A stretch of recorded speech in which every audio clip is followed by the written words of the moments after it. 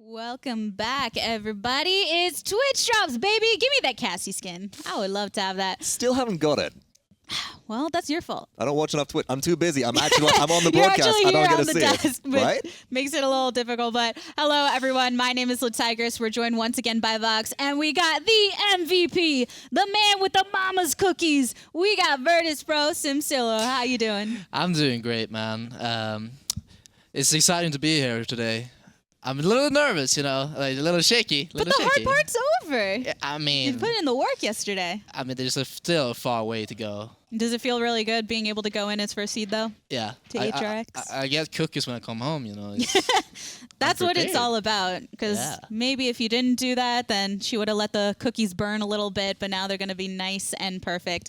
So we did just get to see one of the matches for today, and we have two more teams coming up here. Splyce, that we did also see within the previous days, going against Pompa Team. So Vox, what do you have to say about this matchup? Well, with Splyce, I think they were having a bit of an identity crisis yesterday. They were performing to a degree okay, but they didn't seem to really kick it up a notch like we expected. And coming around this time, there's a lot of pressure on, I think, definitely the captain of Rovaniik to perform because they're one of the star fraggers for their team. They've often been playing the Bomb King, they've been playing the impact picks that we've seen come out at LAN, but so far that performance hasn't been on the standard that it really needs to be to pull out victories. And Sim, I know you got some words for Splyce, huh? Yeah, I think they are having two major problems. Their draft can be very shaky, and the individual play is mostly, for most extent, really good, very solid. But it's definitely noticeable that tank play can be very shaky at times. Like, it's very inconsistent. But they got the MoonChopperr. They got Rovaniik. They got Roof. Lots of players that have the potential to stand out, as you said, and Rovaniik in particular being just a leader on the team and having that blaster potential can have a lot to say. But he also said a lot in an interview. So let's go ahead and take a look at that video.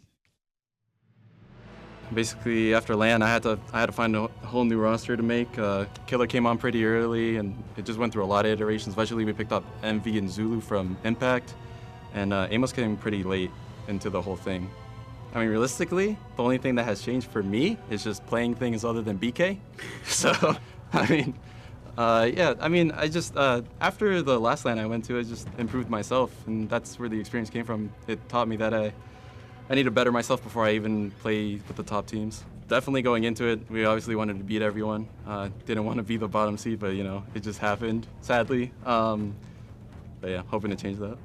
It just seems to be the two teams we have the most problems with, either G2 or Renegades. G2 because of, you know, their drafting, you never know what to expect from them, and Renegades, their carry players are pretty tough to deal with. Mr. Rovaniik. But on the opposite side of Splyce, we are going to have Pompa Team. So Vox, what do you think of them? Pompa Team have been interesting. I've seen a lot of them through online play in the last few weeks because they compete in a lot of community tournaments, which I also help, do the broadcast for, separate also to PGS. And they performed very, very well, really kicking it up a notch. They've got some long-standing members of the Paladins competitive scene in here, with especially names like Kamyker there, Zexelos and theBAKU as well. Grafiese is a phenomenal DPS player, but we can't really avoid the question or really the talking point of the fact that they did come here again with a substitute in their roster. It does look like we're not going to have access to Timbermill or Brightmarsh for this one. Why do you think, Sim, those were banned away? Timbermill is a very difficult map to master, and it's very hard to be consistent with the map. There's a very different drafts on the map too. It's very solid to have one tank compared to most other maps, and Brightmarsh is generally a very comfortable map for most teams. So also, this is going to be the first time that we get to see a PPL-specific team mashing up with someone from the PGS. So, Sim, do you think that adds a little bit of a different dynamic? I mean, I don't know. It could go either way, but I think Splyce is going to have this pretty hard. Splyce ready to slice and dice? Yeah, MoonChopperr. MoonChopperr. It's just such a fun name to say, y'all. Yeah. I mean, Serpent Beat, not as fun to say, but still something that's very important to note here being the first map. So, Vox, why do you think they went forward with that? Comfort. It's all about comfort. Regardless, I think it would have been our PPL team, Splyce, who have first pick here in this specific instance. And again, it's been the most neutral and I think one of the most popular competitive maps in rotation for a very, very long time. It's kind of where teams go to start off, and because it's also a North American versus European matchup, they won't really have played too much against each other. This is a good opportunity for them to kind of feel out how both teams play in a bit of a neutral setting, not really sort of demonstrate any pocket picks too early here. And I'm looking forward to seeing what the draft will actually end up being throughout the duration of this game. So with Serpent Beach being the lock-in, Sim, what do you expect for these teams to go for as strategy? I mean, you can't let Rovaniik have Bomb King, so they're gonna look into locking that Bomb King as early as possible. So I'm expecting maybe just banning out Kamyker here. I expect Shaolin ban potentially, but they can also show that they can play Grow, a Terminus ban actually. Doesn't surprise me here as Bomb King left open for Splyce is kind of what Rovaniik wants, right? But you got to remember that Pompa Team, if the Bomb King happened to slip through because of the high priority pick, they have got Grafiese on their team, and Grafiese has a really mean Bomb King too. Bomb King. He's been the talk of the town. He's not quite a subdued individual anyway. He's a bit flashy. So, Sim, do you agree with how much of an emphasis has been pushed on him, whether from ban or picking? Yeah, Bomb King is just kind of like, if you have him on your team, that alone just secure your whole draft. You can go into Torvald, Genos, anything with Bomb King is just really good. It's just an all-around flexible pick. It just does all you want. Control tanks, help dealing with damage dealers. Just really solid pick. Just to let you know in the audience, there's going to be a quick remake of the lobby there. But Vox, we've already noted those champions that are way at the forefront, that are picked every single time. The Bomb King, the Makoa, whatever it may be. What are those kind of quiet champions that you're hoping to see finally come to the forefront? Well, honestly, I think we actually started to see that come out last set with a little bit of Eevee coming in here. Throughout the duration of the full finals, Eevee was only picked 27.91%. Which is very, very infrequently, and didn't have too much of a great win rate as well, sort of towards the lower side with a 25% win rate throughout the duration of those full finals. So I think we're going to start to see some more of these sleeper picks start to creep up towards higher pick potential. But again, are they enough to win a game? Sure, they might be different, but sometimes security in what's familiar is better. So with the experience here at LAN, obviously, what are your thoughts on the players having this take that Eevee, when you have it on LAN, can just be so much smoother? The problem with Eevee right now is that there's so many good picks against her, specifically the main role of flankers. You have Buck, deals with Eevee extremely well, has a hard time killing the Buck as an Eevee. Just no way to pick him off. You have Andro, just all around really good at like tracking down the Eevee, just focus her down. The thing that Eevee does so well is that she can be around the map a lot. She can be from point A to point B in a matter of seconds compared to most other champions and be rather safe. With cards like Wormhole, you're really safe poking, and then you can play more focus on engaging with the Sword Legendary. So you die fast. That's the problem with her. So much mobility. Vox, do you die fast when you're on Eevee? Yeah, she's only got a health pool of 1800, and the problem is she does have her ability Ice Block. The ult fire actually is Eevee only has one offensive tool in her kit besides Ice Storm, her ultimate, and that is just her Ice Blast stuff. So when she goes into her Ice Block, she's damage immune. If you run Reprieve, you can receive some healing. The problem is it's predictable. Eevee's going to jump out in the same spot that she entered. She might try and blink back in time, but usually you can trap that and kill her very, very easily. And going back to what we were actually talking about beforehand as well, with you mentioning the Buck Simslow, I'm expecting that to be a very highly prioritized pick, maybe even for Pompa Team here. I was just thinking about that, where yesterday, obviously with performances like Isbitner on Buck having such a prime time there, did you expect coming into this that Buck was going to have a big shining moment? Yeah, Buck is OP. There's no doubt about that. It's incredibly hard to kill him with the setup that we have with him specifically. There's a reason why we run a lot of off support. With the recent change to Rejuvenate, a lot of things like Hi-Rez that obviously already dealt with Buck really well, made him hard to like engage with and stuff like that. Now we kind of fixed the problem with that with the recent Rejuvenate change, and then we tried it, and it just worked out really well for us in results from scrims and even like a small tournament play. One thing that we saw with your team, just taking that approach of even when you only had the standard number of tanks, you picked other champions that themselves were kind of on the beefier side. What made you all decide to switch in that direction? I'm an insane off support. There's nothing more about that, really. But Bomb King, yeah, that's pretty much expected from Pompa. Bomb King banned away. You can't like remove the cat Bomb King. He's so good at that. Not quite as much of a one trick as he used to be, but it's interesting to see the Maeve figure out here come first. This has got to be for MoonChopperr, right? Yeah. Meow. You got your own claws? Yeah. Yeah. If only everyone could see you just do. You'll have to do that next time we're at the... You don't want to see that on camera? Maybe not. Oh, come on. Maybe I can convince you by the end of it. Maybe. I'll Can we get find some a way. cat ears out here for Simsaloo, please? Who wants to rock I'll a have Maeve to run cosplay home here? and get some to bring to You you. have some at home? Bring them in tomorrow. Yeah, I'll bring them in There we tomorrow. go. They're tiger ears specifically. I don't know if that makes a big difference. That makes sense. Yeah. Yeah? I get it. I get it. It's a really subtle joke. So, Nara here. They probably want to grab the Madamba, right? Oh, never mind. Nara and Shaolin. Why do you think the Maeve was first locked in here? I don't know, actually. I mean, I understand behind the Maeve pick on Serpent Beach. A lot of mobility plays a big key factor on this map just because of all the high ground and the area where you want to contest is over at Waterfalls. So it's kind of like the more mobility you have, the more options you have. And the more options you have, the more like drafting you can like center around. Like now they take the Ender specifically too with the Ruckus, my bad. So they have like already picked up a lot of the mobility. They took the only tank with vertical movement here. So they have a lot of like different ways of taking and approaching a fight here, which is pretty big for them. Box, do you agree that that's what the priority was on mobility? Definitely on, especially as Simsaloo just mentioned, verticality plays in really, really big on Serpent Beach. And whilst Ruckus did receive a nerf to the vertical movement of their aerial assault legendary in more recent patches, and we are playing on OB62 just to refresh for anybody who is unaware of that, they can still get up to all the ledges in Serpent Beach relatively easily, and as a result, dominate the high ground, which is critical here. Fernando and Genos being locked in. You seemed a little amused by the Genos there. I mean, Madamba is just so good with Nara. It's just so hard and difficult to actually pick off the Nara with the consistent healing that Madamba provides. The Fernando pick, I just don't understand that either. That's all Zexelos, actually, and I got a bit of an inside into there. Zexelos likes to run Scorch. Fernando likes to rush towards the enemy backline on Serpent Beach up over the waterfall area, land a big fireball sort of multi-person application. You deal a lot of bonus damage and look to snowball from there, and Zexelos does have a very formidable Fernando, but I'm not sure it'll be enough to face into Splyce like this.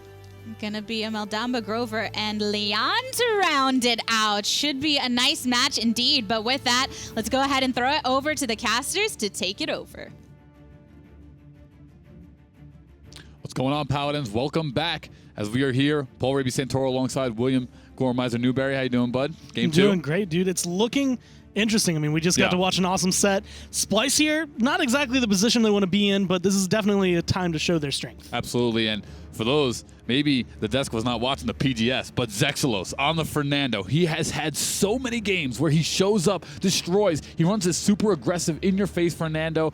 He picks the shield over on the charge as well, and it's phenomenal. As far as the Maeve pick over for MoonChopperr, it will be for him, and he said yesterday to me, Gormizer, that he is here to showcase his talent pool, his champion pool, and that's exactly what we're going to see in here. I'm excited for it. I mean, this is one of the ones, like the player we've been mentioning, like when Splyce got him, all of a sudden it was like, look at Splyce. Like everyone kind of turns their eyes over there. He's not someone to glance over. He's not someone to look after. Right. And Maeve hasn't really been a factor the entire LAN the last 2 days, so finally coming in, looking to make an impact. I'm expecting a lot from this, but it's actually not going to end up being a Maeve there. We have MoonChopperr actually on the Grover. Wow, this is a difference here, and Zexelos isn't going to be on the Fernando either. He's going to wind up going over to the Leon, so this is a big change around here for these teams.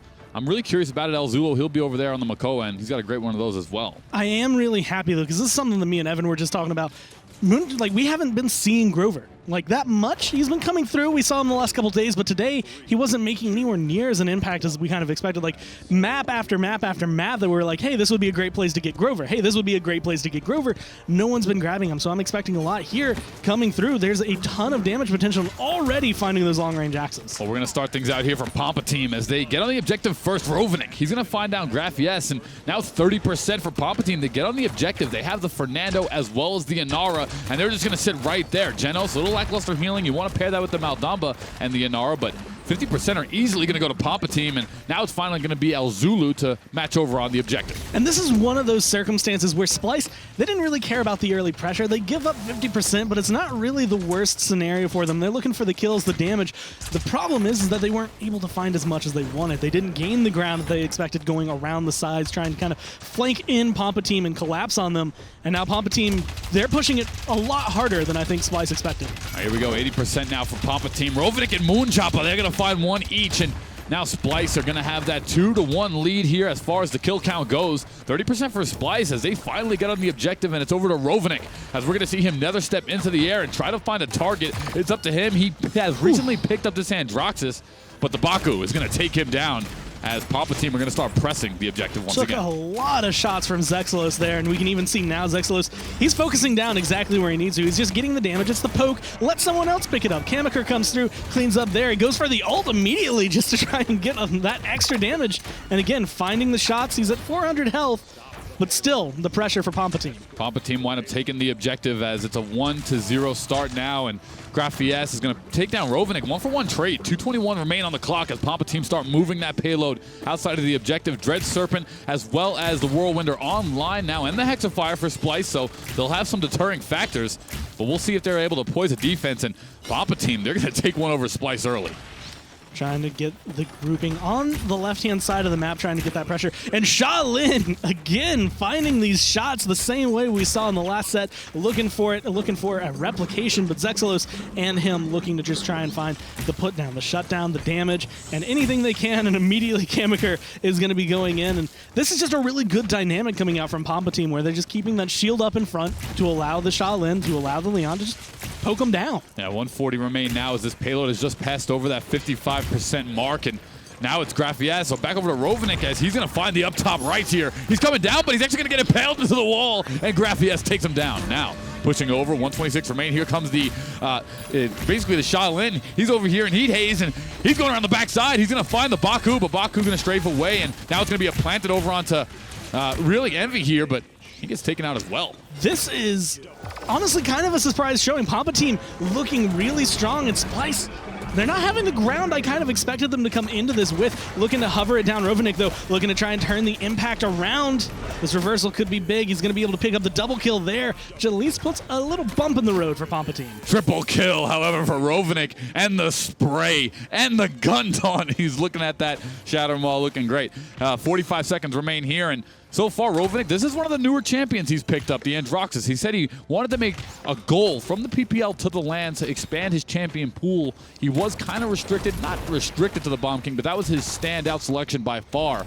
He's going to add this to his champion pool, and so far he's making it look good.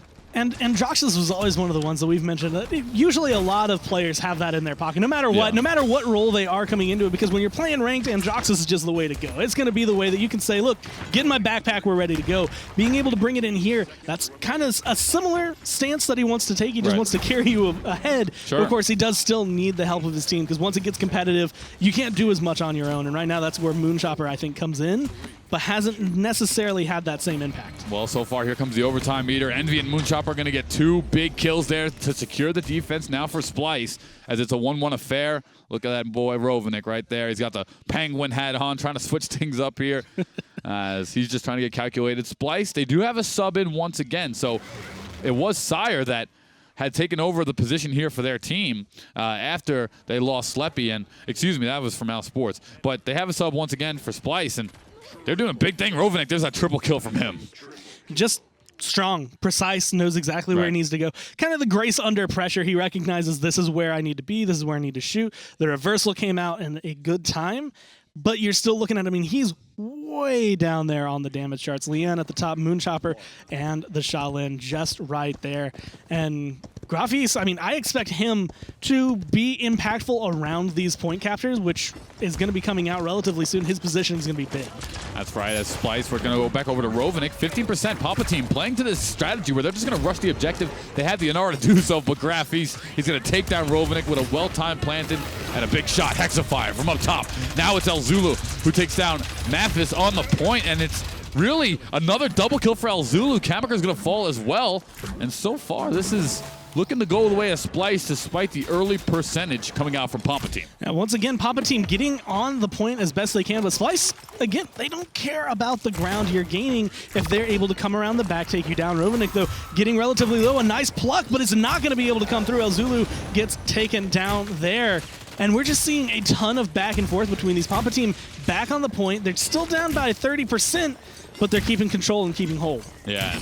That they are. Pompa Team going to have another look at this one. Kamyker will find Rovaniik as 72-72, and once Inara gets on the point, it is so difficult to take her out, Gormizer. It's 84% for Pompa Team. ElZulu getting another shot on Mefis there, and so far we're seeing the rotation come out from Envy on the bottom right-hand side here, but he's going to find and locate MoonChopperr. Going to get 2 early, as it could be 90% now, and maybe the point for Splyce. Almost the triple, but not quite able to pull it forward. Now taking the advantage in the map. Splyce, this is, I think, the point to kind of prove themselves. They have been a team that's been very shaky. It's been back and forth. And of course, we mentioned a lot of roster changes, whereas Pompa Team has been a very solid unit. But again, they're coming out of the PGS. It's PGS versus PPL level play. Which one comes out on top? Normally, you always lean towards the one that's just the league above. But Pompa Team having a good showing. If Splyce end up losing this, it could actually affect them a little bit harder just because of what that could mean for Pompa Team. Sure, 2 minutes remain now. This payload has pushed about 50% of the way for Splyce. Void Grip coming out here on Envy. Rovaniik does find Grafiese, and there's going to Cursed Arm up top. He's going to make it rain, but he only finds the tanks, and it's not going to do that much damage, as we're seeing an Enlightenment, or we heard an Enlightenment come out as well. But Envy, they'll take down Zexelos. 143 remain, and this payload had just started to regress. Pompa Team have got to find a way on it. Just barely losing some ground there, but a minute and a half left. That's plenty of time to push your payload 40% coming through. Pompa Team, this is where they could really start to shine as long as they can get that defense. And Nara, not only do you not want to see her on the point, you don't really want to see her in control of where your payload is. She's very good at just kind of standing there and literally being a rock. Hard to take down. You can deal as much damage as you want, and MoonChopperr hitting her so consistently there is the only real way to take care of her. Yeah, that's the benefit of the ferocity. Grover, it's as a pocket healer, a pocket sniper, 2 into 1. 1 minute remain now. Splyce, they're smelling blood in the water, and they're starting to collapse as they want to push this payload in for a 3-1 lead. Here comes Fernando, a whirlwind from MoonChopperr, as he's just going to make sure all of his teammate is nice and healed, focusing on ElZulu.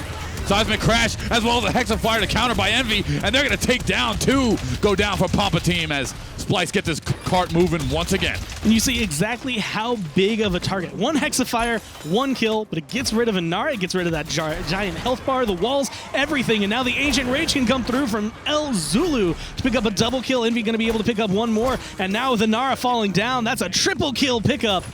And a nice push success. That'll be a quadra as Grafiese will fall down as well. Splyce taking that one 3-1 as we take a look at the young MoonChopperr as he's getting ready to take it down. Really, this guy's been on fire. Look at this play right here. He's just axing all over the place. Takes down 1, vines into the enemy, and takes down Grafiese. Then he finds another one there with the assist. And MoonChopperr is #1 leading damage for Splyce, ahead of even Rovaniik. And I really love his positioning and where his aim is going. Like, you can tell where the team is calling out, and he's just like, that person's further away. I can do a lot of damage to him. I'm going to take it down, like you said, pocket sniper, essentially, to try and get rid of them. On the other side, we see Leanne. High damage, but not quite the same impact so far. Now 3-1. Comeback mechanic in favor of Pompa Team, but only if they can actually use it. All right, now it's going to be a rush to the objective by ElZulu. He'll get on there and really have to match Inara off the rip. M-Pass coming out to block out ElZulu, but that's not going to matter. He's on a 9-streak Rovaniik now. He flanks around the right-hand side, and MoonChopperr takes down Mefis. So far, it is working in favor of Splyce. People were worried about if these PGS teams were going to come in and disrupt any of these PPL teams, but I'll tell you right now, if Pompa Team can't get this one done, I don't see it happening. Splyce, 0-8 there on the season as they have 54%, but with the addition of MoonChopperr, they are looking phenomenal. And showing exactly what we can do. He's not even the one on the highest streak. We're having Envy, 21 streak right now. Perfect Hexafires, perfect positioning. Again, just getting the damage where he needs to. He's not trying to stand in front of the rest of the team. He's just doing his job, coming through and setting them up. As right now, I mean, the rest of them, they don't have much to do. Zexelos does find Rovaniik out of the sky, but what can they do with that ground? And this might be a point in the game where Envy just takes a dive off the map here. He's got a 23 streak. That's going to be a massive amount of ultimate charge and credits here for Pompa Team if they're able to take him down. And it might just happen here, and it will. See? He should have just jumped off the map after he had gotten that kill over on the left-hand side, and he would have been able to save those credits as well as that ultimate gain. But however, it's Grafiese now who is going to take advantage of that as he picks off 2. 85% for Pompa Team, but they got to get on the objective. Held in the sky, no problem to find those arrows, and now still trying to find it. Grover going to be coming through, trying to get the healing down to keep his team on the point, keep the dream alive, 99%. But Pompa Team Cold Control Hexafire comes through. It's going to be looking for any kills that it might be able to find. It actually gets canceled out early because there's just 2 tanks there and the Immortal was alive. That's right. ElZulu, however, Envy will pick up 2. So the front line of Splyce are making it look easy right now as there's another one. Envy takes down 3, and Splyce are your victors of Game 1. Great job to Splyce. Started out a little rough, but they found their footing. They found out what they needed to do. And again, that one comes in, especially now, you're switching sets. It's kind of that first round. Let's just get comfortable on the PCs again, figure out where my mouse is, all that stuff. And you come in, they show that comfort coming into the next couple rounds and just dominating when it came through. Just a lot of damage. And for me, MoonChopperr, 82,000 comes down. He had a big impact. Yeah, he did. He affected 23 different kills there with just 3 deaths as we take a look there. I mean, ElZulu as well. He affected 27 on 3. The whole team of Splyce really went off as we take a look now. And I want to see ElZulu. This guy, he made play after play on the Makoa. What a quality pick here. Finds one, has a Dredge Anchor in pocket once again as he, boom, baits out the Shell Shield, but Dredge Anchor in for the kill.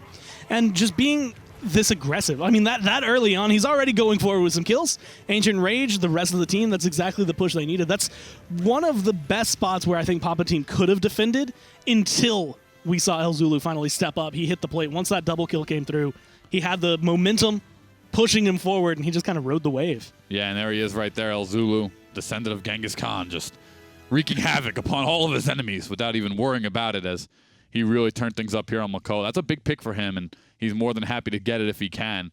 Comms online for Splyce. Now, as we head into Game 2, Gormizer, what do you think is going to be the change that really we need to see Pompa Team make to take down Splyce? It's going to be a tough task. It's really weird to think about just because coming into it, the Bomb King's still that threat. Like, he's still sitting there. Like, he was banned out. Right. But coming into this one, it's still going to be a threat. Like, it's like, okay, well, do we let them have it? Sure. We're going to be coming in. I believe they'll be the first pick on the other side for Pompa Team. So do they try to let it through and see if we can grab it up? Like, and then will it perform to our standards? Will it be what we need? We've seen him have a huge impact. I think right now 100% pick ban rate. Very, very good win rate on him coming through when he is picked up. So a lot of damage, a lot of setup. That becomes a point of contention only because if you let him through, what are you taking away for it, and is it worth it? Yeah, well, Grafiese is going to be the Bomb King there for Pompa Team. However, he did pick up Shaolin last time, and he made it look easy when he basically came through with it. He wasn't really the person on Pompa Team that was struggling. I don't think anybody was, but there was definitely a little bit of synergy getting on the objective, and at the end of the day, just getting kills over Splyce seemed to be pretty difficult as we take a look now over to Game 2 very shortly. And on top of that, I mean, what else do you want to see? Because we saw the front line there, and it came out as well. Look at this. Rovaniik on Androxus. This is a great pickup as well. Just for a new Androxus player, Gormizer. Well, not new Androxus player, but to actually make sure that he's a priority pick for Rovaniik now. He played pretty good. And I think this is actually a good spot to bring it in. Like, if you're coming in and you're saying, I wanted to expand it from the PPL, I want to expand my champion pool, I want to add Androxus. And you're like, well, I've been doing good in scrims, I've been doing good in ranked, I've been doing good wherever I'm playing him, but I haven't really been able to hit full competitive play until now. Coming in, this is a great place to try and ramp that up, get a little bit more experience on it, because again, you're coming out of the PPL, they're coming out of the PGS, you're a little favored, you have that little bit of wiggle room coming forward.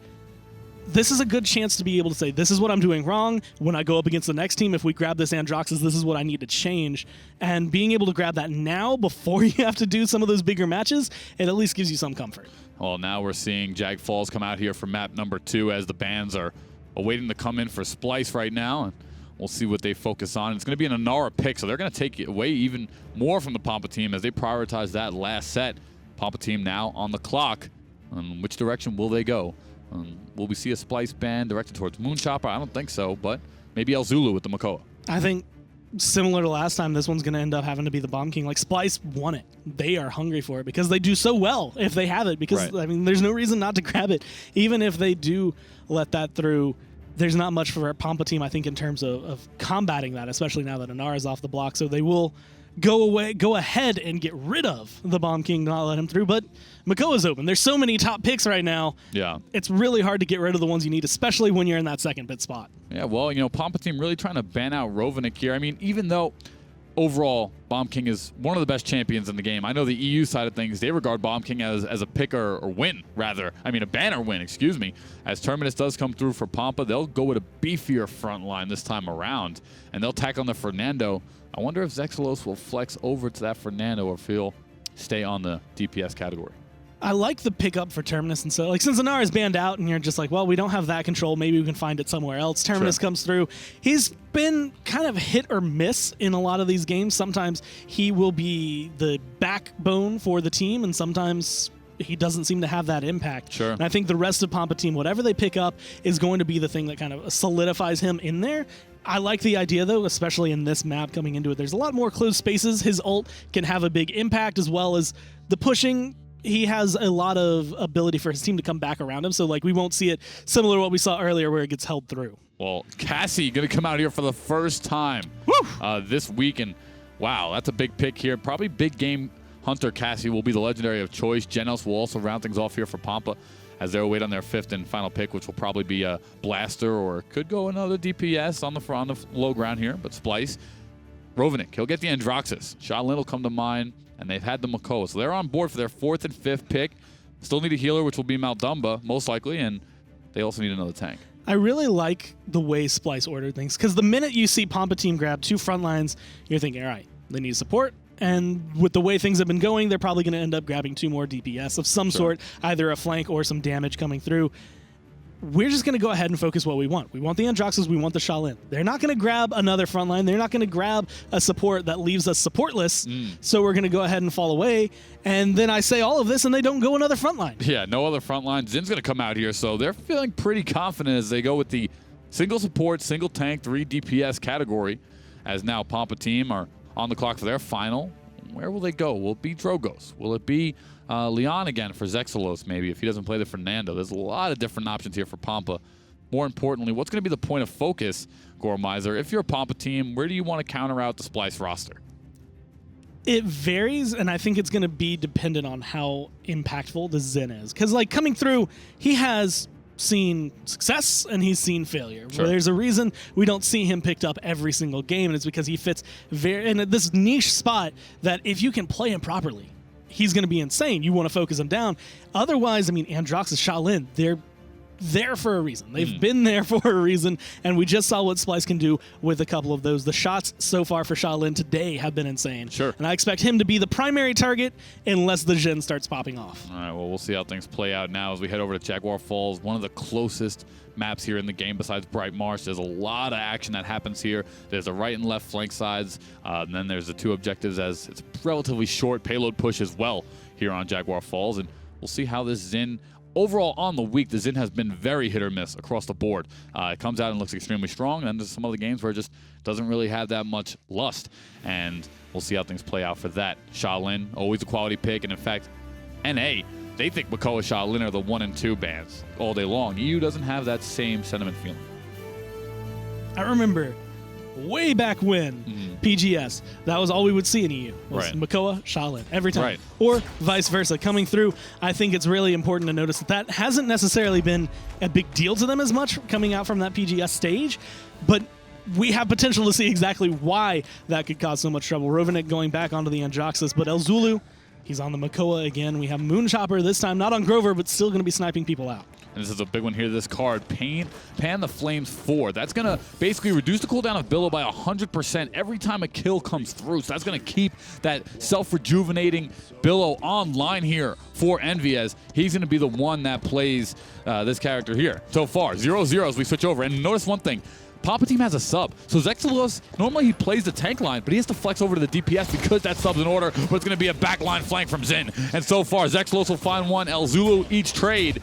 Envy, he's in the back line, and Billow comes out for safety. Right now, being able to at least just keep himself going, keep the pressure applied. And again, when you have a flank like this, your goal is partially to find kills, but partially just pull the attention onto you. Let the rest of your team find the damage they want. And with that, Splyce are able to turn through and start taking control of this point. Yeah, and they take it back right away. Zexelos will find ElZulu here on the team of Pompa Team, but 60% have already come out for Splyce. Only 15 for Pompa now. As they try to get onto the objective, Rovaniik just knocking people off their mounts.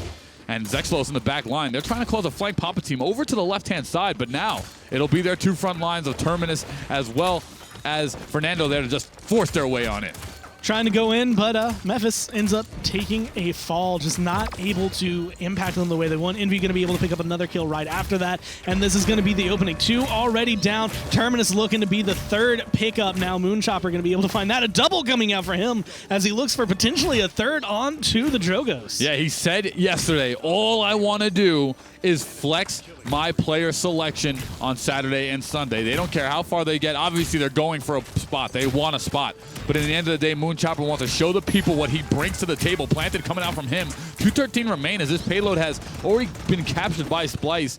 And, man, they're looking really good right now as Envy just dives Mefis. And Mefis looking a little uncomfortable here as the sub for Pompa Team. And again, just being able to show not necessarily a large skill gap, but what you can do as a team when you come through and work together. 2 minutes left. They're already 55% pushed.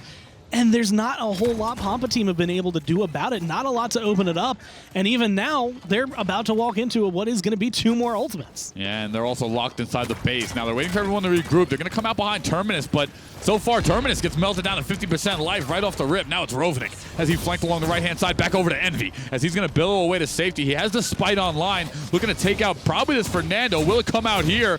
No, he's just going to keep it. Killer Umbrellas will take down Kamyker. 123 remain. Payload is contested, but it's right there at 90%. And if Pompa Team makes one mistake, well, that payload's going in for a 2-0 start. Already looking to try and close it out. One more kill, and they will get that last little push. The rest of Pompa Team immediately diving down as they recognize that Fernando is going to fall down. They're just trying to hold on, but they're all so low. Just a couple of hits from Zen, from anyone, would be able to find this, but they're just not able to get the positioning on Splyce.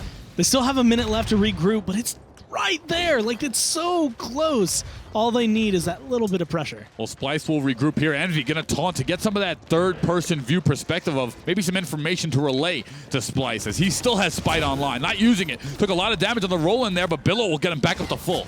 Now, 40 seconds remain as he's really trying to find something here. Anyone but no, Zexelos takes him down. Trying so hard to find anything, but ends up actually just setting himself up for failure. Rovaniik goes in, tries to do a similar thing, but falls down. MoonChopperr right after, and they gave Pompa Team too much to work with. They over-aggress. They tried to get in too hard, and because of that, they put themselves in bad positions. Pompa Team take advantage of it, and now you have to reset. You have 17 seconds left to get back on this payload. It was almost guaranteed for you, and now your team might end up having to tie this game up. Well, Splyce here. We did see the heat haze come out from the MoonChopperr. He was trying to do a little too much there as he dove the back line, really 3v1. Now it's going to be Grafiese. He's up in the air. He's going to activate a salvo and do a lot of damage to Envy as Kamyker takes him out. And one thing I'm not liking so far from Splyce, at least in this push, is that they had this 2-0. They chose to hold on to their ultimates to either maybe for next round and get a 2-0 sneak-in push, but if we would have saw a spike come out from Envy in the back line there, he probably would have connected, and the defense is going to come out from successful for Pompa Team as some of the ultimates were even used, but they don't get the 2-0 push. That's just one of those things where you have to determine, is it worthwhile to use it here? And we've seen a lot of players holding on to those ults just a little bit longer because they're thinking maybe prime time, prime opportunity. There were plenty of prime times in there. There were plenty of opportunities for you to go forward with it. And even when during capture points you're able to get triple kills, quadra kills, whatever that can come through, if you get the payload to what is essentially like half a foot, you have like 6 inches that you have to be able to push this payload to fully lock it down, get yourself a 2-0, and you're still holding on to your ults. You're getting greedy and trying to find the kills in the backline instead of just focusing the objective. You end up tying it up. Pompa Team still have some work cut out for them, but if Splyce keep playing that way, they might be able to trip them up. Well, it's a 1-1 tie-up now. I'd like to see Zexelos load out here, as we haven't seen Cassie at all on the weekend. Now it's look at this, Blast Shower 4. Blast Shot's cooldown is reduced by 2 seconds for every enemy hit. So that's clearly that big game Hunter legendary cooldown reduction. As 24% for Splyce will get on the objective first, but Pompa Team are just firing away. Splyce, they're okay with this because they're going to get a lot of objective time regardless if they win the team fight, but MoonChopperr finds Zexelos early. Yeah, being able to just sit on it. Actually, MoonChopperr almost hit by that second rocket there. Not going to be enough to kind of close him down. Kamyker goes down, looks to revive himself onto the point because his team still has that pushing power. As they try to come in, they try to fight, but Kamyker is getting low once again. Yeah, Rovaniik dives the back line, and he's going to another step away right onto the accursed arm, and he's going to pop that right onto the tank, but Grafiese, he's going to activate Dragon Punch and take down Rovaniik, and he'll get a double as MoonChopperr will fall as well. Grafiese has been a star all throughout the PGS for this team, and he's continuing his success here. in the Paladins World Championship Qualifiers. And trying to continue their pressure right now, taking advantage of the ground they gained. All you have to do is hit the Zen once, and you'll be able to do it. But Billow, again, being able to get him out of there clean and happy. This is where Splyce have to continue to fight back in through time and space. Comes down, not going to connect with anyone, and actually not going to result in any kills. Kamyker is the first to fall. That's right, as it's 93% for Pompa Team. They might actually walk away with this one, Gormizer, but no. 2 are going to fall for Pompa Team, and now it's Splyce that are going to get back on the objective with Trickle coming out from the Baku. Zexelos is weak as well, and Envy smells blood, but ElZulu backs him up to take down Zex. Now it's ElZulu here who's going to lead the charge to dismount, and they're trying to trickle in this Terminus as well. Got a little close, but it's not going to be enough. They're just kind of holding it down, like you said, trickling it. So now that 13 seconds while the rest of the team comes up. They don't have 2 tanks. They don't have another body standing up front to allow Pompa Team to get aggressive, to start walking forward. And because of that, they're losing so much pressure on this payload coming forward. But Splyce, this is pretty similar to how they started the last push, and we saw that Pompa Team was able to come back from that. Yeah, well, it is possible. Pompa Team looking to point the defense here and tie things up 2-2, whereas Splyce want to go up 3-1 with a convert. Now it's 148 remain on the payload as it's stuck around about 70%, but it's moving. It's not stuck at all, excuse me. As we're seeing MoonChopperr, he's in the back line playing safe as Envy's the one to dive in. But he's making it look easy as he's just getting arrow after arrow to connect in favor of Splyce. Being able to come through, again, trying to find the damage, spreading it around. This time, though, it looks like we're seeing Splyce ready to use those ults if need be, getting that extra little bit of ground they needed to find that extra little bit of push. Unfortunately, they lose Rovaniik, who's going to be a lot of that pushing power. A minute left this time to push it up virtually the same amount they had to last time. That's just a little bit more time for them to regroup and potentially pull this away. They have 4 ults, almost 5 available.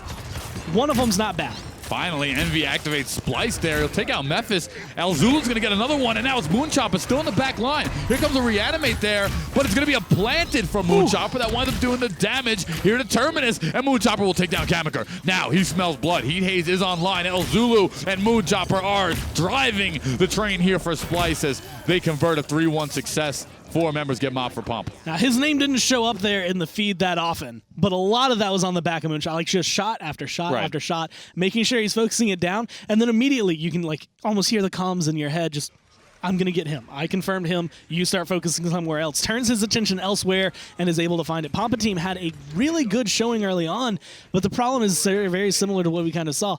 Yes, you won a fight, but you didn't win the right fight. When it came through, you used a lot to win a fight that Splyce was okay giving up because they were able to come back and have a bigger impact. Now you have the comeback mechanic. Can you actually utilize it? Splyce, in a similar stance this time last map, had no problem closing out this last point. And we're seeing that sub Mefis here for Pompa Team. He's struggling. He's in the bottom DPS, literally the bottom. Genos has more DPS and Maldumba than really the Fernando Immortal comes out right off the rip. He almost gets taken out, but ElZulu finds Grafiese early, and Zexelos might fall as well. ElZulu double kill. MoonChopperr tacks on a 3rd. It's going to be 3 down, like you said. Pompa Team now having to try and make up that ground as we see Splyce just do what they need to do. They're chasing down, going to get the trickle kill one more time there on to Kamyker.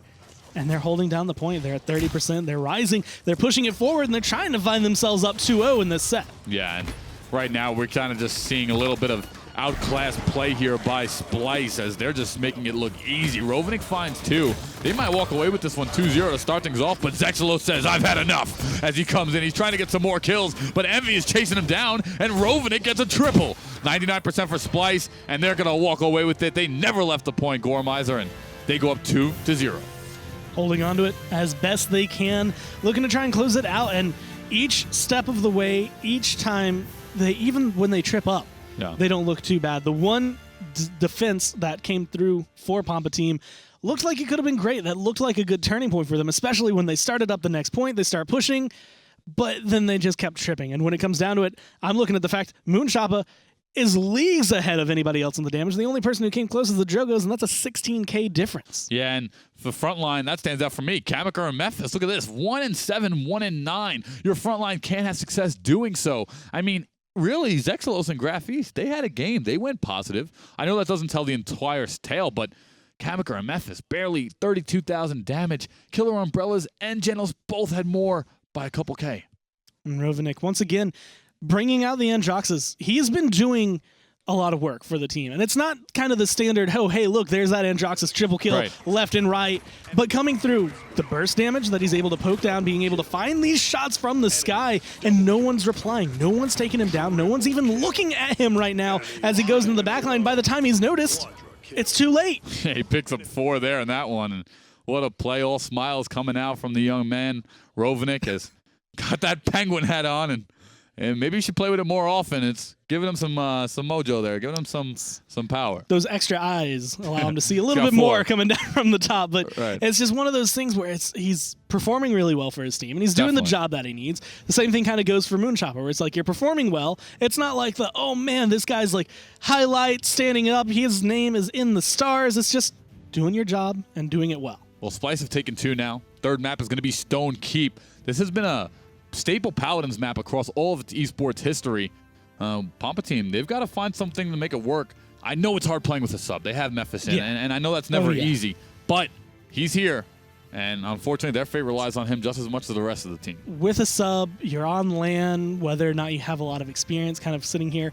And when you're down 2-0, and especially if you were actually here, you can kind of hear it every now and then. But the talk coming through from the players, there's a lot of screaming involved a lot of the time. And if it tilts you, if it puts you off edge, then it's just one of those things that it's relatively easy to kind of control the mood of your opponents there. And Splyce are definitely a team that can do that. Yeah, and they'll take advantage of it. And in the end of the day, you got to realize what the training regimens are like. As we're seeing Splyce, they're going to be training against a lot of the PPL teams most of the time. Pompa, they'll train against PGS teams if they can. And maybe some ranked, but there's a different training regimen there across both teams, and that's only going to benefit Splyce in the end of the day. I really don't think anybody here expected a PGS team to beat the PPL. They have this talk in the NBA every year. Will the top college basketball team wind up taking out the bottom NBA team? The question is probably, well, no. We've never seen it, but probably no, as they're still grown men playing against some younger guys. And it's always one of those things that we see, and we've mentioned it during like PGS weeks, where we'll see a team and it's like, okay, this one stands out, like way above everyone else. Right. This is a team that looks like they could come in and take down maybe someone from the PPL. Pompa Team has always been just under that mark. They haven't quite hit it for us so far. Watching them come through, we've seen a lot of teams like, even earlier we saw both first seeds, Gangstars specifically, are some of those teams that we look at them and we're like, this is exactly the kind of team that you have the practice, you have the experience that you could potentially take them down. You can at least take a game, maybe 2. Pompa, they're definitely fighting uphill right now. Coming in, though, they finally get the Bomb King. Bomb King goes through. Splyce don't even care. They just grab the Terminus. Yeah, exactly that. Fernando will come also for the Pompa, so that's been a pick that's been in and out here of the play, but Pompa seem to be prioritizing it as they've taken it every set so far, as that might just be a Mefis comfort pick. But ElZulu will be the target ban for Pompa, and probably the Terminus will be the flex for him. Being able to come in. This is where I was wondering if MoonChopperr was going to kind of flex that extra Up roll. 2 Where it was games, come through, where it's maybe, just like, you're up 2 games, you're on a map that's pretty good for Maeve. You are known for having a good Maeve and being able to come in, maybe see her on land. But once the Shaolin and the Androxus comes through, I'm assuming it's going to be kind of more of the same from Splyce. And, if it ain't broke, don't fix it. I have to agree with you. And I actually like what Splyce is doing here with MoonChopperr. It's not time to mess around. Their tournament life is on the line. And in fact, if you don't qualify today, guess what? You don't go to HRX unless it's from a viewer standpoint. And that's not something any of these teams want to accept, no matter what they know internally or what their record was in the PPL. So this is MoonChopperr saying, you know what? I can flex the Maeve right now. I'm not going to. I'm going to stay on the Shaolin, and I'm going to get my team to win. And it's one of those things where it's, as a viewer going in, as us going into HRX, it's awesome to be able to see these games. As a player, there's nothing you would hate more than seeing someone that you, in your heart, know you could beat. You're like, I know I could take that person down. I know our team could do it. Yeah. And you have to sit there and watch as they have that success that you wish you were able to find. So Splyce definitely want to push that forward. As Maldamba Torvald coming through, this is one of the interesting areas I feel like for Pompa, because with the Bomb King, Bomb King needs to be grabbed first. They still have some flex with that last pick. They do, and they'll pick up the Torvald, which is a phenomenal pick here on Stone Keep. This has been a prominent one that we've seen a lot of teams go to. Chances are we'll see another DPS come out. They already have their Blaster Pompa. But look at this. It's actually going to be Ash to make her way over for Splyce, and this has been a pick we haven't seen much since the nerf for Nobi 62. No CC immunity on the battering ram. That's been a big one. But no, Pompa, they're going to go tri-tank and round off with Barrack, which is a great DPS/tank subtlety. This is going to be an interesting one, grabbing it up, because the Bomb King has always been that matchup where that CC immunity for Ashe was really good, because it's like, oh, hey, Grumpy Bomb, doesn't matter, I'm going to keep fighting, I'm just going to go ahead and dash. Not having that, Grumpy Bomb's going to be a little bit more effective, and of course now the triple tank, which is a little bit harder to displace, especially when you're coming in, but Splyce, they have a lot of good displacement. They have a lot of damage coming from Shaolin. They have a lot from Androxus. And when Ashe is in your face, you aren't focusing down the things that are flying up in the sky. You're looking right where she is trying to take her out. And I should see Splyce kind of taking advantage of that. Androxus and Shaolin being able to kind of pelt them down with damage. Yeah, and they're going to have to, when you're versing Ashe, you don't really have the choice. Her primary fire, the AoE damage on that hits so many targets. It shoots rapidly. And she also can engage and disengage with the battering ram really whenever she chooses. But it's going to be Stone Keep, Splyce versus Pompa Team. 2-0 Pompa. They need a win here or they'll be packing their bags and they'll be eliminated from the Paladins World Championship qualifiers. It's just another step on the road here for Splyce if they want to continue. The same thing going. Pompa Team, though, when you're down 2 games, you have to full reverse sweep. You have to win 3 in a row, and you have just had a very strong performance against you going into this, so you're trying to find yourself any sort of success. With Rovaniik, MoonChopperr really just kind of going back to where they've been comfortable the last game, 2 games, it's not going to be that big a deal for them to kind of try and flex this on this map. And Stone Keep, I mean, it's a standard. Everyone knows this one. And Kamyker, he's actually in a defer from going an offensive item, and he'll stay with Chronos to get 10% cooldown reduction, most likely on the protection here, as it's going to be field study for Torvald. That's been the flavor for a long time now on T, ever since he's been reworked. And 21% here for Splyce. They'll rush right into the objective. Rovaniik coming along the right-hand side here. He's going to do some damage, but he actually might walk away with a kill. Terminus right in his face. Envy pursuing blood. Torvald first to fall, and not exactly the person you want to be ending it. And now we see Zexelos falling down. And this is something I can almost hear Rainday shouting about triple frontline. And it's just one of those things that sometimes it's great. Sometimes it does what you need. But it is one of those things that was always done. One team was way above the other. They could run a triple tank, and they would just shut you down with it. If you are coming in as kind of the unfavored, tends to be what happened. They just get taken down. Well, it was actually a genius pick here by Splyce on Ashe, because you know what? Splyce now, between Envy and Zulu, they have 4 life bars, and this is why I say that. Reanimate, comes back, full life bar. On top of that, assert dominance. That can save you so many time and time again, which is going to be a great way to deal with the tri-tank. I don't mind the tri-tank, Will, but I like it when you 2-0 in the first round, because then you get the credits to snowball it. Yeah. If that doesn't happen, well, now you're looking at trouble. And when it comes down to it and looking at it, it's really difficult as the tri-tank to deal that damage. Like you said, they essentially have 7 people coming down. They have the reanimate to give you that extra health, as well as the assert dominance. You have to deal that extra bit of damage to take care of them and kill them off, and you're lacking damage. You only have 1 Bomb King to try and do all of it for you, and so far he has not been enough on his lonesome. No, Rovaniik will find Mefis, however. 138 remain now. Payload is pushed about 80% of the way. Splyce has not let their foot off the pedal since they started. The MoonChopperr is going to find Kamyker there, and MoonChopperr is getting hungry. The MoonChopperr is looking just like the MoonChopperr, but it's going to be a King Bomb coming out now, as well as a Dread Serpent. Pompa Team might have a hold here. Trying to hold on to it, but you're holding 1 foot at a minute. You have a lot of ground to remake here, and they're trying to do whatever they can, but ElZulu being just as aggressive as he was on the Makoa, this time on the Ashe. It's not going to pay off, though. Ends up falling. The rest of the team falls back. They have a minute to regroup, a minute to push it. But Pompa Team, again, showing what is a good, strong defense. And Splyce have done this multiple rounds now. They get the payload. They push it to 99% of the way. So even with the regress, it's stuck around 90. 1 team wipe for Splyce, and they're scoring this payload. They'll regroup here. Rovaniik, he has his sights targeted as he flanks around the backhand part of the map now. He does have another step online, as he's just going to destroy this back turret. Oh, and a nice headshot coming out there from Rovaniik. Heads up top with his teammate. Oh, but right over the barricade. He doesn't care if you have defensive, as he's coming for a kill.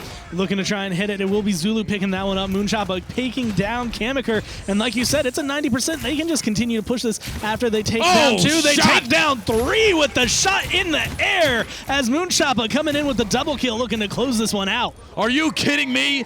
Get to the MoonChopperr, as MoonChopperr is going off. Rovaniik support fire, and these two complement each other so well. I mean, MoonChopperr is going off right now. 2-0, shot mid-air there with a direct connect. All smiles from the young man, as he knows he's playing with a vengeance.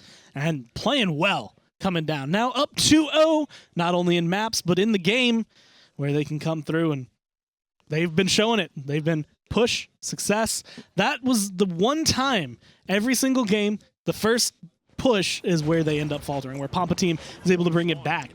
This is Splyce finding their footing. This is Splyce being comfortable, and this is Splyce like, we can win this. Like they are sure of themselves. They are confident, and they have 6,000 more damage at least coming down only from MoonChopperr than anyone on Pompa Team. Yeah, and the funny thing about it is that three out of the 5 top damage slots are actually going to Pompa Team, so the damage is there. However, the extra damage or player that's in the top damage slot, MoonChopperr is leading by 17k for Splyce, so that's going to make up for it. Therefore, we see Splyce really holding down the objective and coming through. Now it's MoonChopperr as he's back over the backhand side here. He's looking for an impale. Won't get a stun, but will still get the damage. 42% in it for Splyce, but they're looking to walk away with a 3-0. And this is where Splyce have been kind of showing their prowess in positioning, being able to go around the side, get into the back, just have a couple members over there, a couple members over here, and make it so you don't know where to look. Come down, Rovaniik, Envy, MoonChopperr, all of them coming down, able to get a full team-wide. Pompa Team just don't know where to look. And this is just a typical case of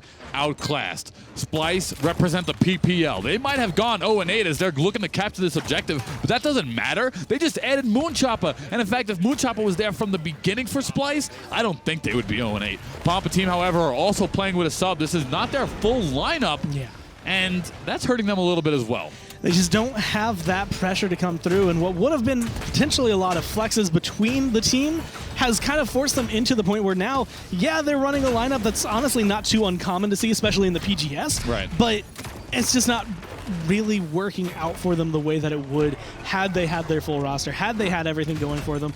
And with the way that Splyce is playing, you need that almost perfection coming down from your team to be able to set this up, because you are now literally corralled into your spawn point. Go ahead, come on out. Ash is waiting for you. I mean, I don't even know if their full roster would have been able to deal with this the way Splyce is playing right now. 5 members on kill streaks, Geno's on a 16, and it's ElZulu there on a 10. As we're seeing MoonChopperr take down another, withdraw into safety, dodging the Grumpy Bomb at the same time. Grafiese will take down Envy, so Pompa Team will have a little bit of life. Zexelos finds another as well, but now it's Envy. He's in the back line, and he's swinging that Master Axe for 700 damage per swing, but the MoonChopperr finds 2. Looking to kind of continue that pace, looking for a third, a fourth, all lined up in front of him. Envy going to be able to take down Kamyker. Splyce. Oh, boy. It doesn't even matter. They just keep pushing. Yeah, they're not going to stop. They've got MoonChopperr. Get to the chopper. Like, this is just exactly what Splyce wanted to, and this is a great win for them. They start the day out with a 3-0 sweep, gives them the confidence to pursue further as we take a look at the scores here, and boy, 12, 1, and 5, 50k damage in a super short game, 11 minutes and 8 seconds. MoonChopperr does his thing. Splyce just did it. Everything they needed to do that game, and everything they haven't really been able to find that success. We even saw, at the end of the PPL coming into the LAN as well, see him finding that ground, and this was finally like the kickoff. They're like, okay, we're comfortable. We're together. We're a team. We can finally make it work. Being able to kind of go forward with it, this is where I expect them to start pushing themselves forward. Yeah, and they did a great job. Splyce coming out with an intense victory there. They never let their foot off the pedal. They gave it straight to Pompa Team. And here's the thing. Pompa Team, they went with a tri-tank with their life on the line. It just didn't work. You have Terminus there who's just swinging away the whole time. And let's look at the damage charts overall in the day. I mean, MoonChopperr, 50,000. Look at that bar. Full bar. Comes down. Closest, you look on the other side, you see Zexelos sitting at 41,000. A lot that came down from him on the Lian early, where he was able to kind of get that last little bit of pressure. But, I mean, in that game, there wasn't a lot coming out for them. In fact, a lot of them coming through from Pompa, just not a lot for them. And Splyce, I mean, they showed they can pick it apart, they can take you down, and they do exactly that. Yeah, they did a great job, Splyce. They will be the ones advancing here to await their next matchup, which I believe is PPL versus PPL, so that's something we'll see very shortly. And, so far in the day, what a great action. We haven't seen a lot of 3-0s or 5-0s from yesterday, but 3-0 is what we see as we're going to throw it back over to the desk for a little breakdown on the match. Welcome back to the desk, everybody. Our first 3-0 of the day. As you can see, we, upgraded our duds a little bit. There we go. My hands, they were getting cold in my body. So my hero right here, not just the MVP of yesterday, but being a gentleman. You know? MVP of the day as well. But as far as other people that are really starting to earn that status too, you got to give it to Rovaniik, right? Yeah, Rovaniik played his heart out this set. He was very consistent. He played extremely well, actually. I hope he keeps this momentum into the next set, too. Yeah, they were just very, very, as you said, consistent going all the way through. So, Vox, what are your thoughts on the way Rovaniik, especially in games 1 and 2, is showing out? Really showed up on the Androxus, which is a pick which we haven't often attributed towards Rovaniik right there. They got that reputation of being a one-trick bomb king, and then the diversity of other flank playstyles which they've brought into the realm has been really, really important here, hitting a lot of clutch reversals, getting some really important multi-kills, and just able to clean up on some of the engages their team made was very, very critical. Just the way that he was cleaning up with those, and also the fact that we talk so much about him being this blaster and loving his bomb king and stuff like that. But how do you think, Sim, his performance compares when he's actually switching up his champion pool? I mean, he's very flexible. His aim is incredible. He's overall very good at most roles. I think there's a mistake to put him on blaster sometimes, honestly. I think maybe there's some more stuff you can add to him, you know. So then what would you like to see more of from Rovaniik? I would like to not see more Tyra. No Tyra, Rovaniik. No Tyra, please. You Okay. didn't dig the Fair. Tyra? Nah, I hate Tyra. It's just no Tyra, please. But Just I think, Tyra as a champion you're not about? Throw her away. The same way as the firebomb, just throw. I think that his aim is very consistent for being a blaster. I mean, it's perfectly fine being a blaster with very consistent aim. There's no problem with that, but it's just overall, like, you can just flex him on anything and you just play it really well. You feel like maybe try something new with the team. Well, just like you can't talk about Splyce without talking about Rovaniik, now you can't talk about him without saying MoonChopperr. MoonChopperr.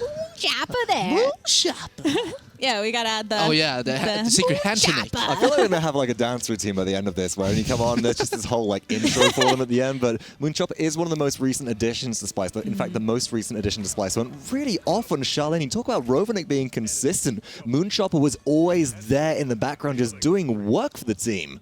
So much that he was putting in and adding his own element of versatility as well. So looking at the first impressions of him and how he's actually performed in this set, Sim, what are you thinking? Noodle aim. Yeah. I mean, that shot he got when he got knocked back was actually disgusting. Like, if that was me, I would just leave. Like, on the spot, I would just leave, get out, just Like, rage I'm done. quit. This Book is your it. flight. Exactly. I just throw everything out, done with life.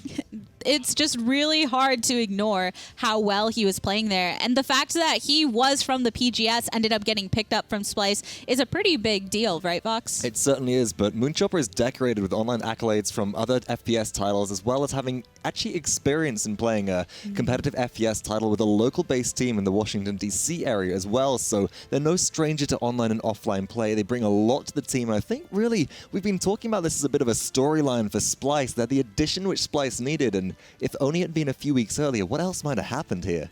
One thing also, we had been talking about the Cassie a few times throughout this broadcast, and finally she did make an appearance in game number 2, but it didn't result in a victory for them. So Yeah. do you think that was in part, or was it other factors? Other factors. I think the choice of the legendary that game was Impulse was not the wrongest choice, but I think Big Game, like Vox and me said earlier, I think Big Game and what's it called? Exhaustion, right? I just like being able to swing for 1600 on an Ancient Rage Makoa. It's Yeah. very satisfying. Impulse has, some use against some of the more fragile teams because you have a lot of burst potential versus a Xin that's Exactly. viable and valuable, but Big Game is consistent, and that's what was maybe missing, but still hard to play into that comp.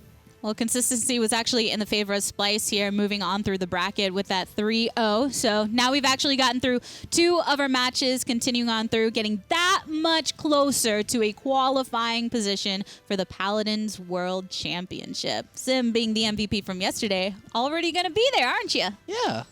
I mean, hopefully gonna win everything. I mean, we're gonna win everything. Hopefully. That's right. You don't sound Exactly. That's the We're confidence gonna I'm win looking for. Everything. Everything. Confident. First, Important. HRX. Key factor. Next, the world. just the world entirely. the entire putting it there. world. Just bring it with me home. Like, Yeah, that- just be like, Mom, I took over the world. Do you put that in your back pocket as a trophy? That seems kind of hard to pull. So speaking of the world, the Paladins Global Series has had a big impact throughout this past season, and that's always available for anyone who's really trying to break into the scene as well, because we were just talking about MoonChopperr, who made it into the PPL. You can catch those broadcasts throughout the week and give it a go for yourself. So Vox, have you been tuning into some PGS? I do when I can. Now, I come from Europe, of course. A lot of people don't recognize the accent every single time, but I tune in where I can, and it's always fun to see the diversity that comes from these other regions. You know, different types of comms, different drafts, and see a lot of up-and-coming faces, which then end up in the big leagues, as we have seen recently. With the two teams that we just saw, with Splyce going over against Pompa over there, Sim, what are your last thoughts on that overall match? Stomp. Stomp. Stomp. Hulk stomp. Smash, I mean. Also, a little victim there. Do you expect to see more stomps going through the bracket? That's hard, actually. I mean, I expect some more stomps from the next set versus Mouse and who was it exactly again? Yeah, well, bracket, kill the Right, heel, that's what it was. Kill Yeah. the heel, yeah. Kill the heel. I think that's going to be a stomp. I don't know. I hope Mouse stomps that. Otherwise, it's going to be my boys, you know. I got to root for my boys. Hey, you got to win one game, Regional you know? representation. That's what There it's we all go. about for a lot of Yeah. people here. Well, we talked about him plenty here at the desk. We know MoonChopperr's got plenty to say over with an interview, so let's go ahead and throw it to him. What's going on, everybody? I am here with the MoonChopperr. What? Where is he? Oh, there you are. MoonChopperr, yeah. Yeah, you. How are things working out for you, man? You were literally a prime example of the PGS competition here. Now find yourself on a PPL team. How are you feeling about that? I'm feeling great, man. I feel very blessed just to be here. I feel very lucky as well because if I didn't get on a team that was, salaried, I was going to quit gaming and just go back to getting a job because I have to pay bills. So this winds up coming out for you, and you actually find yourself able to continue to compete full-time now as you're doing so. You're on Splyce, one of the premier teams in the PPL. You know, what sense of pride comes with that? Pride with just being on Splyce in general. Yeah, and in the PPL. Coming into Splyce at the time when I came in the last week during PPL. Honestly, I didn't watch the PPL series at all before then. Right. And so coming in, I had no expectations. I came in and then I just saw what needed to be done and then just fell through. Now, what were some of the preparations that you made to prepare for Pompa Team today and some of your future matches on the day? Did you expect you'd win this one? Yeah, we expected to win this. Honestly, we were going to use this as a warm-up because personally for me, I don't like practicing on a monitor that's 60 hertz. And I don't know, I just came into this game as a warm-up, just trying to reserve my breath and, stamina. But obviously that didn't happen because, I was yelling like a maniac. So yeah, but we're going into Fnatic. We were preparing for Fnatic since yesterday. We watched the VODs. We know what they're doing. We know what they're running. So 60 hertz. You're a little too bougie for that one. Have to stay on the 144. You're not practicing on it. So you have Fnatic coming up next. And what's your game plan, or at least a little bit of tidbits going into that matchup? Honestly, I'm just going to trash talk so much. They're going to be like, who's this small Asian kid talking about? Honestly, though, but we just wrote some bunch of notes down from watching the games from before at the LAN. Yeah. And I don't know. We'll see how it goes. I'm going in confident. I hope they ban my Shaolin because, if you don't, then it's going to be easy win. Well, the trash talk is here from MoonChopperr. You watch any Arnold Schwarzenegger movies lately? No, honestly, I haven't been watching movies. I've been on the grind with Paladins, man. Get off my box, man. Get off my box. What you doing Well, sitting on here? a little break from Evan, but we're going to throw it to a break. That's all the time we have time for. Remember the name. The legend.